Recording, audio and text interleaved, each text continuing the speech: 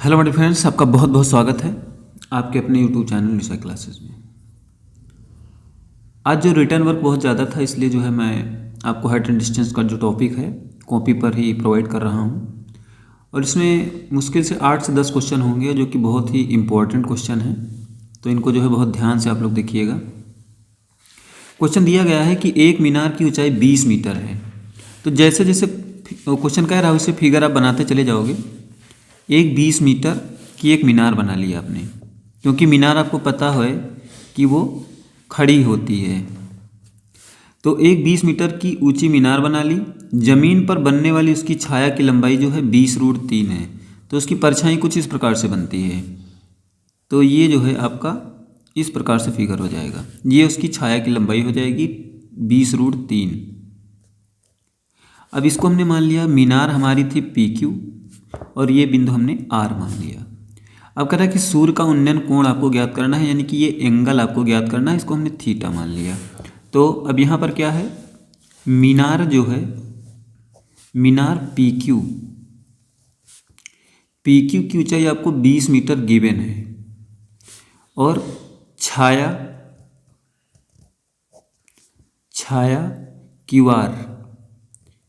QR जो है आपको कितना है, ये 20√3 दिया गया है। और आपको कोण जो निकालना है वो है PRQ कितना है, थीटा हमने इसको मान लिया है। अब यहाँ से इससे ज़्यादा लिखने की आपको आवश्यकता नहीं होती है, इतना ही आप लिख दीजिए। अब यहाँ पर क्या करेंगे, इन त्रिभुज, एक त्रिभुज है PQR को ले लेंगे। तो यहाँ से आप देखिए लंब और आधार आपको मालूम है, इससे आपको कोण निकालना है। तो यहाँ पर tan का इस्तेमाल करेंगे आप। tan थीटा बराबर आपका होता है लंब बटा आधार। तो अब यहाँ पर tan थीटा की जगह पर tan थीटा ही रखेंगे। और आपका लंब जो है PQ है, तो यहाँ पर आपका मान उसका है 20 और यहाँ पर कितना है 20√3। अब इससे इसको क्रॉस कर देंगे तो यहाँ से आपकी इसकी वैल्यू आई 1/√3। और tan थीटा में 1/√3 किसकी वैल्यू होती है 30 की।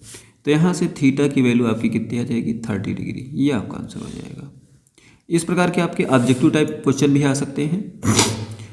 वीडियो एक ही बनेगी, केवल एक वीडियो रहेगा आपका, और एक वीडियो में ही आपका हाइट एंड डिस्टेंस का कॉन्सेप्ट मैं क्लियर कर देने का पूरा प्रयास करूँगा। अगला क्वेश्चन है, 10 मीटर ऊंचे भवन के शिखर से एक केबल टावर के शिखर का उन्नयन कोण 60 अंश है और उसके बाद का अनुमान कोण 45 अंश है। अब देखिए 10 मीटर ऊंचा एक भवन है, ये 10 मीटर ऊंचा एक भवन हो गया, इसको हमने PQ मान लिया। उसके बाद एक केबल टावर है जो कि भवन से ऊंचा होगा, इसको हमने क्या मान लिया RS मान लिया, RS ऊपर। अब इसको जो हम इसके बेस को बेस से मिला देंगे और आप क्या करेंगे, ये इतना आपका क्या है भवन है, तो इसको भी हम मिला लेते हैं, ये T मान लेते हैं। अगर एक 10 मीटर ऊंचे भवन के शिखर से एक केबल टावर के शिखर का उन्नयन कोण, इसके शिखर से इसके शिखर का उन्नयन कोण कितना है 60 डिग्री है, तो ये आपका 60 डिग्री हो जाएगा। ये आपका 60 डिग्री हो जाएगा। अब और उसके बाद का अनुमान कोण कितना है 45 डिग्री है। तो ये एंगल आपका इस प्रकार से जो बन रहा है, ये वाला एंगल आपका 45 का बनेगा। तो जब 45 का ये बनेगा तो ये कितने का हो जाएगा, ये भी आपका 45 का हो जाएगा, क्योंकि अवनमन और उन्नयन में एकांतर का रिलेशन होता है। अब यहाँ से आप लिख लेंगे माना, अब ये आपका कितना है 10, देख लीजिए पहले यहाँ, और उसके बाद ये भी आपका 10 हो जाएगा और ये पूरा कितना हो जाएगा आपका H हो जाएगा। अब यहाँ से इसकी वैल्यू आप निकालोगे तो H-10 हो जाएगा, H-10। अब यहाँ से देखिए, अब यहाँ पर आप माना, आपको मानना है एक केबल टावर को, माना टावर की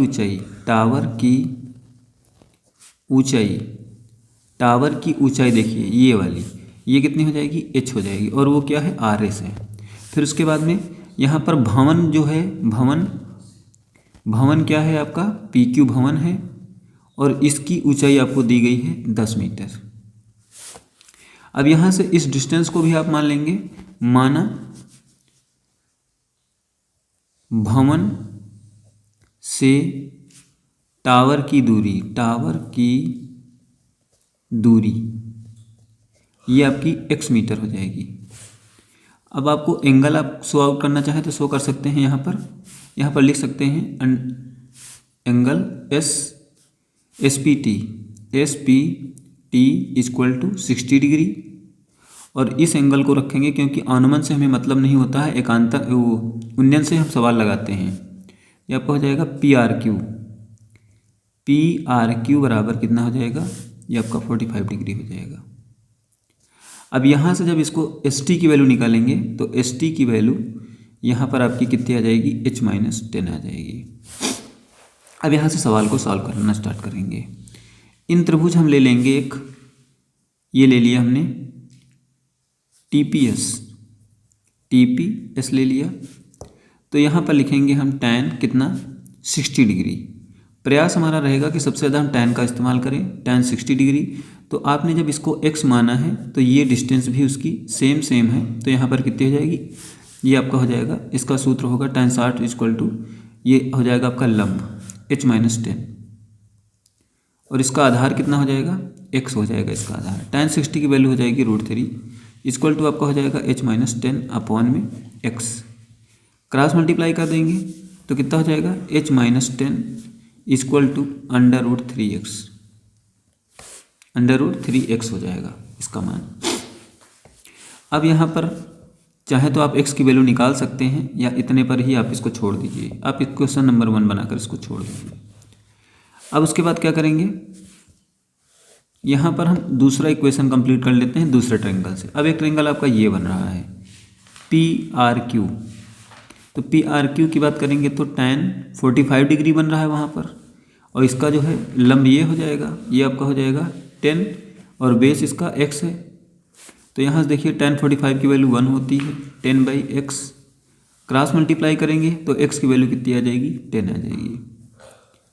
अब जो ये x की वैल्यू आई है, इस x की वैल्यू को यहाँ पर हम पुट डाउन करेंगे तो ये हो जाएगा h इक्वल टू √3। x की वैल्यू यहाँ पर रखेंगे तो 10 हो जाएगा, और ये माइनस का 10 इधर जाएगा तो प्लस का 10 हो जाएगा। अब यहाँ से h की वैल्यू आप निकालोगे तो 10 कॉमन हो जाएगा, यहाँ पर √3 + 1 आ जाएगा। आप यहाँ पर चाहे तो इतने पर भी सवाल को सॉल्व कर सकते हैं, ये आपका आंसर हो सकता है, या आप यहाँ पर √3 की वैल्यू रख दीजिए, 1.732 प्लस का 1, तो यहाँ पर कितना हो जाएगा 10। अब इसको टोटल करेंगे तो 2.732 हो जाएगा।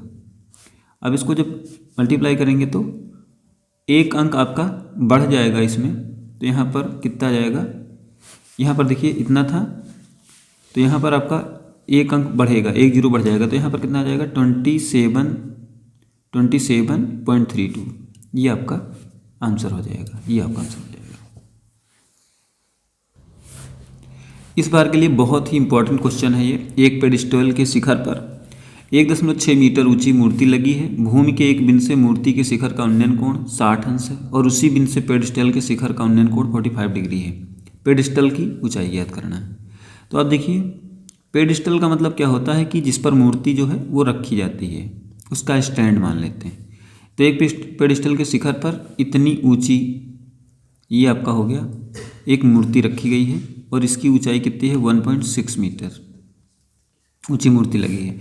भूमि के एक बिंदु से, ये आपका भूमि का एक बिंदु हो गया जिसके बॉटम से इसको मिला देते हैं। भूमि के एक बिंदु से मूर्ति के शिखर का उन्नयन कोण, ये आपका शिखर हो गया, मूर्ति के शिखर का उन्नयन कोण कितना है 60 डिग्री है। और उसी बिंदु से पेडिस्टल के शिखर का उन्नयन कोण, पेडिस्टल आपका ये है, ये बन रहा है आपका, तो ये कितने डिग्री का बन रहा है 45 डिग्री का बन रहा है। अब यहाँ पर इसको हम h मान लेंगे और ये आप दूरी इसकी क्या मान लेंगे, x मान लेंगे। यहाँ पर इसको मानते हैं P, Q, R और S। तो यहाँ पर हमें मानना क्या है, माना पेडिस्टल हमने क्या माना है QR बराबर, QR की ऊंचाई कितनी है h हमने मान लिया है इसको, और उसके बाद में मूर्ति जो है उसको हमने माना है PQ और वो हमारा है 1.6 मीटर हो जाएगा। अब यहाँ पर एंगल को अगर माने तो एंगल हमारा है एंगल QRS बराबर हो जाएगा कितना 45 डिग्री। और यहाँ से PSR करें, PSR, तो PSR की वैल्यू 60 डिग्री हो जाएगी। अब यहाँ पर इसकी डिस्टेंस को भी मान लें, SR को मान लें, तो डिस्टेंस भी आपकी x मीटर हो जाएगी। अब देखिए यहाँ से कैसे सॉल्व करेंगे इसको।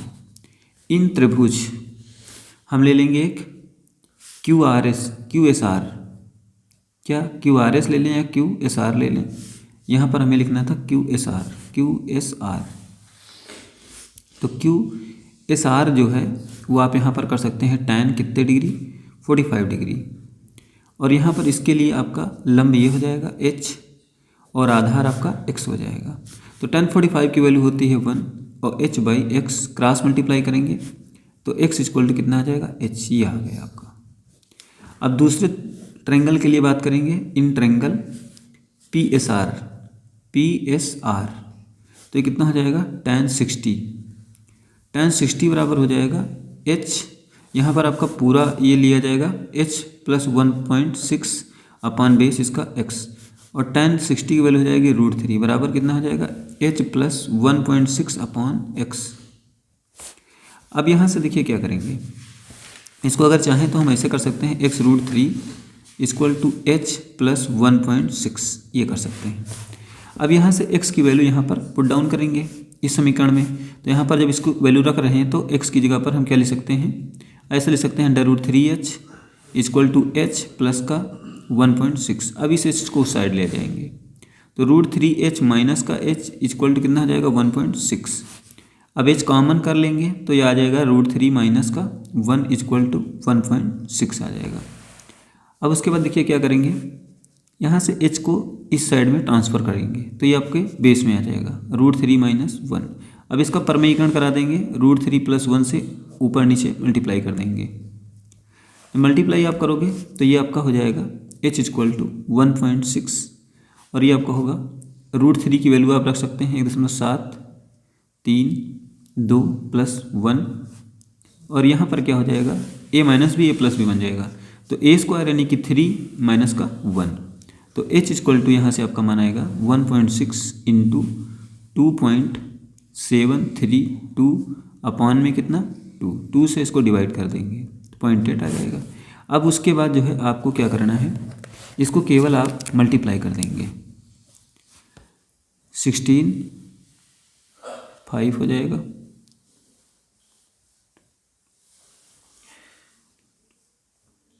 और यहाँ पर पॉइंट आपका लगेगा 3 और 1 4 अंक पहले, यानी कि इतना, ये आपका आंसर आ जाएगा। यानी पेडिस्टल की ऊंचाई कितनी है, 2.1856 सेंटीमीटर। ले चलेंगे आपको अगले क्वेश्चन की तरफ। हमारा अगला क्वेश्चन है, अगला क्वेश्चन है 10 मीटर ऊंचे भवन के शिखर से केबल टावर के शिखर का उन्नयन कोण 60 डिग्री है और पाद का उन्नयन कोण 45 डिग्री है। ये क्वेश्चन अभी हम लोगों ने किया है, ये क्वेश्चन रिपीटर हो गया है, अभी इसको हम लोगों ने किया है। आइए देखते हैं अगला क्वेश्चन। भूमि के एक बिंदु P से एक 10 मीटर ऊंचे भवन, तो एक ये भवन आपका हो गया, इसको हम भवन बना लेते हैं ये, और भूमि का एक बिंदु ये आपका हो गया P, और ये हम लोग भवन को मान लेते हैं RS। तो भूमि के एक बिंदु P से एक 10 मीटर ऊंचे भवन के शिखर का उन्नयन कोण 30 डिग्री है। ये आपका कितने अंश का कोण बना, 30 डिग्री का एंगल बन गया। फिर कह रहा है कि भवन के शिखर पर एक ध्वज को लहराया गया है, तो भवन का ये शिखर है, इस पर एक ध्वज को आप लहरा रहे हैं। ध्वज को लहराया गया, इसको हमने T मान लिया। भवन के शिखर पर और P से ध्वज के शिखर का उन्नयन कोण 45 डिग्री है। यहाँ से इसका कोण बन रहा है कितना, पूरा 45 डिग्री का बन रहा है, 45 डिग्री का बन रहा है। अब यहाँ पर क्या करना है, हमें मान लेना है, इसको हम क्या मान लेंगे, x मान लेते हैं, और ये जो ध्वज दंड है इसको हम h मान लेते हैं। तो आपको निकालना है ध्वज दंड की लंबाई और बिंदु P से भवन की दूरी याद करनी है, तो ठीक है। यहाँ पर लिखेंगे माना ध्वज दंड की लंबाई, हमने क्या माना है उसको TS इक्वल टू कितना, ये हो जाएगा h मीटर। अब उसके बाद जो भवन है वो कितना है, 10 मीटर का है, और भवन हमने माना है RS, और ये कितना है RS बराबर है 10 मीटर है। अब उसके बाद यहाँ पर दूरी हमने मानी है, दूरी हमारी है PR, और PR इक्वल टू कितना हमने मान लिया है x मीटर माना। एंगल को आप कर सकते हैं SPR, तो आप देख रहे हैं कि SPR में केवल आपका 30 डिग्री का एंगल बन रहा है, 30 डिग्री हो जाएगा। और यहाँ पर TPR में, एंगल TPR में ये आपका कितना हो जाएगा, TPR में ये आपका हो जाएगा 45 डिग्री का, 45 डिग्री हो गया। अब यहाँ पर क्या करेंगे, अब एक एक को सॉल्व कर लेंगे।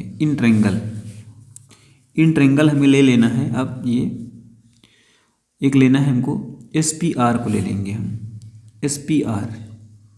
तो ये कितना हो जाएगा, tan 30 degree, tan 30 equal to हो जाएगा ये 10/x। tan 30 की वैल्यू होती है 1/√3, तो ये हो जाएगा 10/x।